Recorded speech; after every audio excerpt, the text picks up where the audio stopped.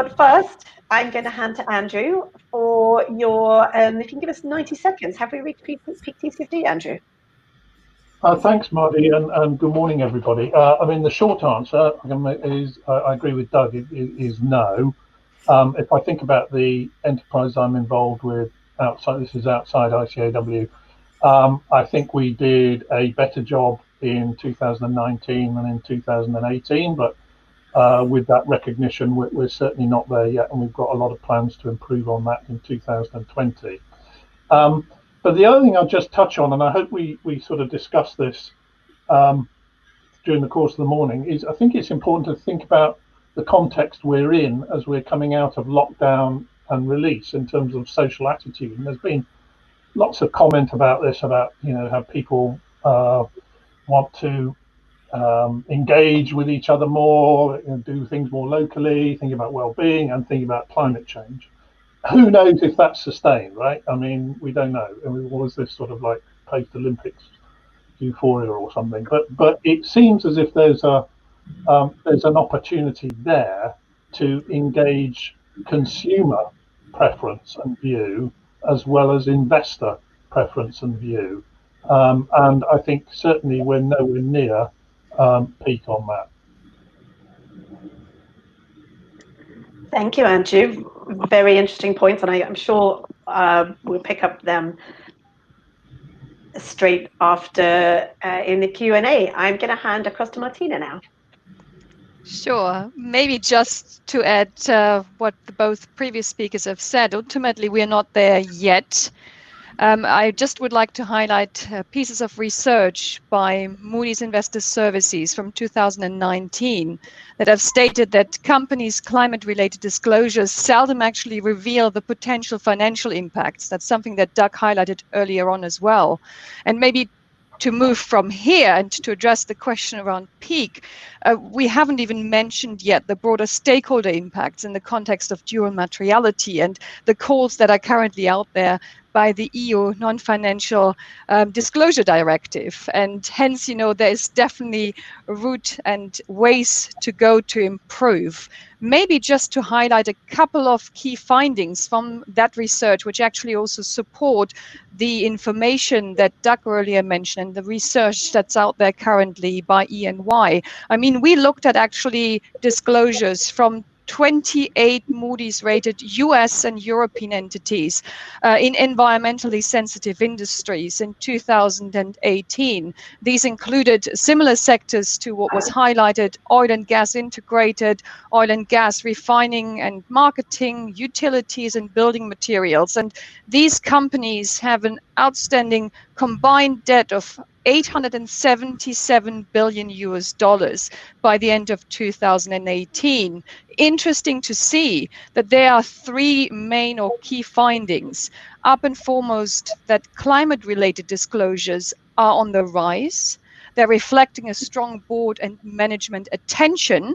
We have seen there are also conundrums around the strategic commitments, though.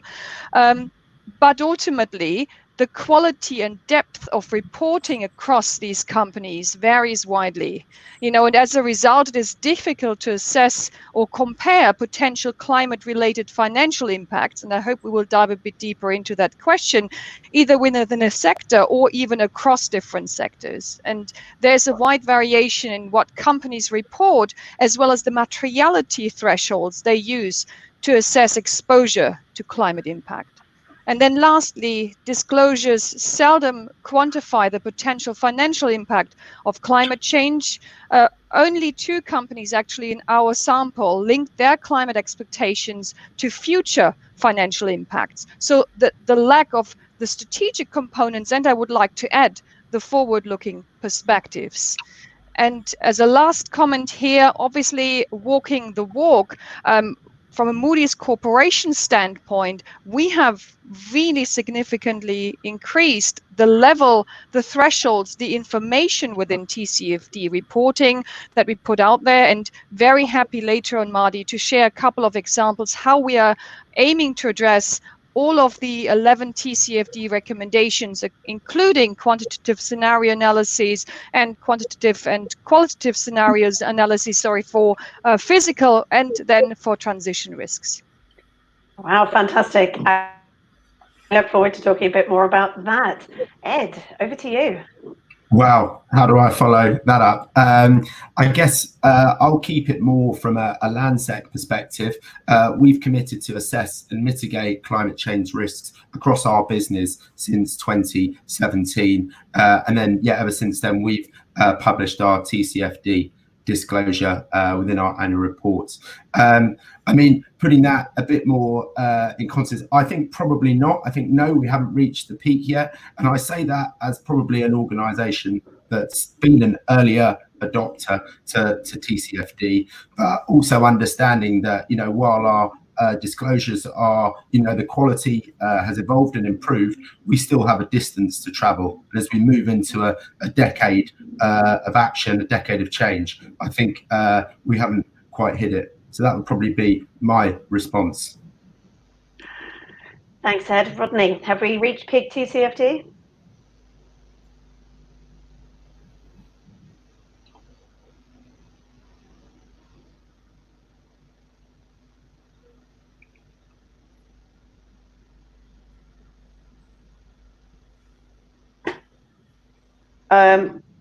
Rodney, you're on mute.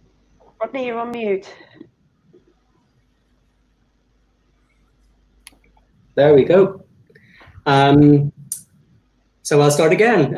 Of course, the answer is no, nowhere near it. There's a lot of noise in the system, and that noise is great that people are talking about TCFD and talking about the potential of having financial disclosures related to the transition and physical risk associated with the climate emergency. But when it comes to the practice of disclosure, and more importantly, that disclosure being acted upon by players in the capital market, I think we're a long way off reaching peak. There needs the gap that exists today needs to be addressed, and we need to start, like with all of these things, by looking inside the organisation. And I think what we have observed at the WBCSD is that there is appetite within organisations to address the challenges and opportunities presented by TCFD implementation. And we have been running for the last 2.5 years a thing called the TCFD Preparer Forum. And ironically, today is the launch date of our 5th report. Today, we've launched a report looking at construction and building materials at TCFD Preparer Forum. And alongside others in areas such as chemical sector, electric utilities, oil and gas, agri-food and forest sectors, we've brought together companies to talk about the opportunities and challenges associated with that. One of the biggest opportunities here is the collaborative cross-working inside the organisation of people, not only from sustainability function, but from the financial team, from risk management, from investor relations, etc. And we are seeing that the companies that are embracing the 4 recommendations, that they're on a journey that is producing some benefit. But we also hear that companies that have gone the extra mile and started to disclose against the TCFD recommendations, that the investor community just doesn't know what to do with them yet.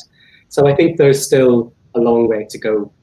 And one of the things that it's always being debated is, well, if this is so important, which I'm sure everybody joining the call today would agree, it is important.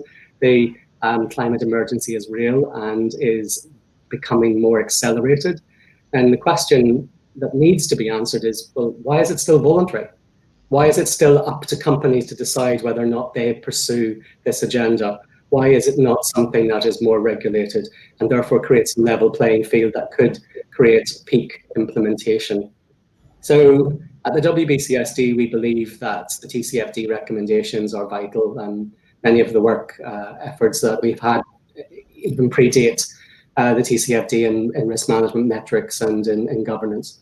But I think we need to see this become something that companies have to do, not want to do, if we're going to ever get to your question of peak implementation.